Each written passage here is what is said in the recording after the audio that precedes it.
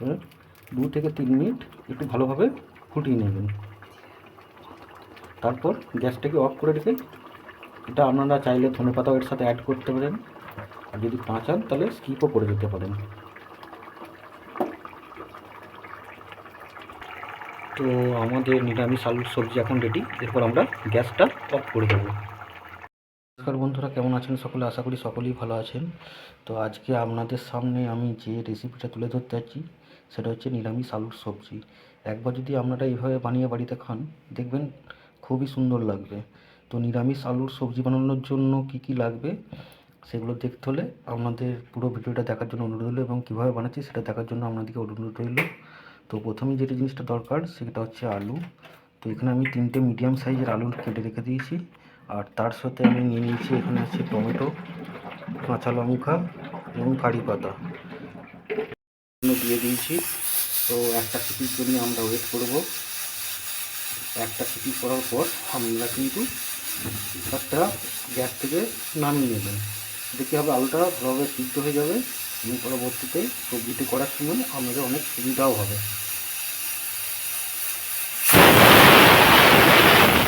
একটা সিটি হয়ে গেছে, এরপর আমরা গ্যাসটা অফ করে দেবো।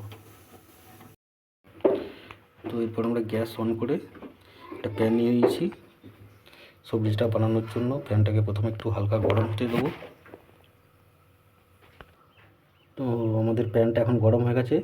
এরপর আমরা এখানে 2 চামচের মতো সরষের তেল দিয়ে দেবো।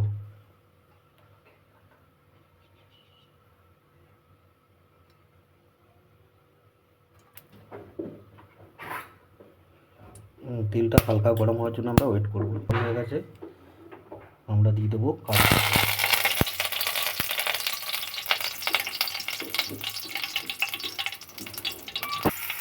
এরপর আমরা টমেটোগুলো দিয়ে দেবো।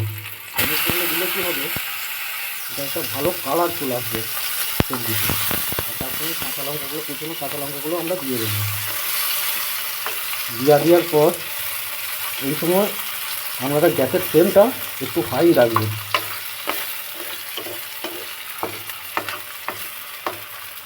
এগুলো একটু টমেটোগুলো একটু ভালো করে ফ্রাই করে নেবেন যাতে একদম পুরো গলে যায়।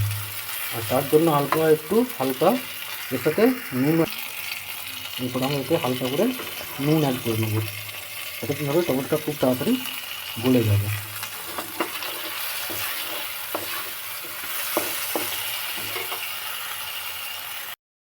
এখন টমেটো গলে এসছে।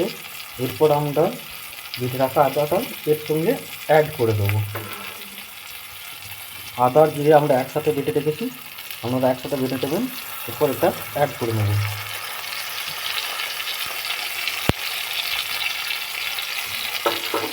অ্যাড করার পর ভালো করে আমরা 2 থেকে 3 মিনিটের জন্য কষিয়ে নেব, যাতে কী হয় আদার যে কাঁচা গন্ধ থাকে সেটা চলে যায়। তো আদাটা আমরা এখন 2 মিনিট একটু ভালো করে ভেজে নিচ্ছি। আদার কাঁচা গন্ধটা এখন চলে গেছে।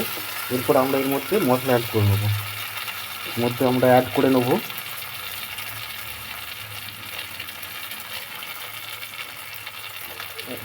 1 চা চামচের মতো হলুদ।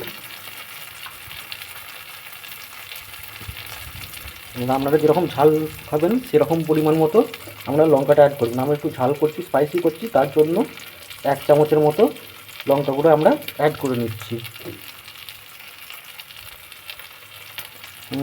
এই সময় খেয়াল রাখবেন যেন গ্যাসের ফ্লেমটা একদম লো থাকে, না হলে কী হবে আমাদের মশলাগুলো ধরে যাবে, এবার তরকারির টেস্টটাও কিন্তু এর জন্য নষ্ট হয়ে যাবে। তো হালকা করে আমরা মশলাগুলো ভেজে নেব।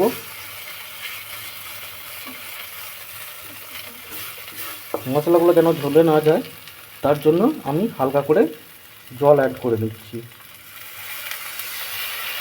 খুব বেশি জল দেবেন না, খুব অল্প পরিমাণে দেবেন যেন মশলাগুলো ধরে না যায়, গলে না যায়।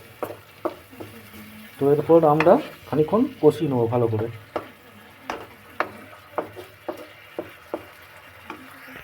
বুঝতে পারছেন মশলাটা তেল ছেড়ে দিয়েছে, এবং মশলার তেল ছেড়ে দেওয়ার পর এর সাথে আমরা সিদ্ধ করে রাখা আলুটা দিয়ে ভালো করে একবার কষিয়ে নেব।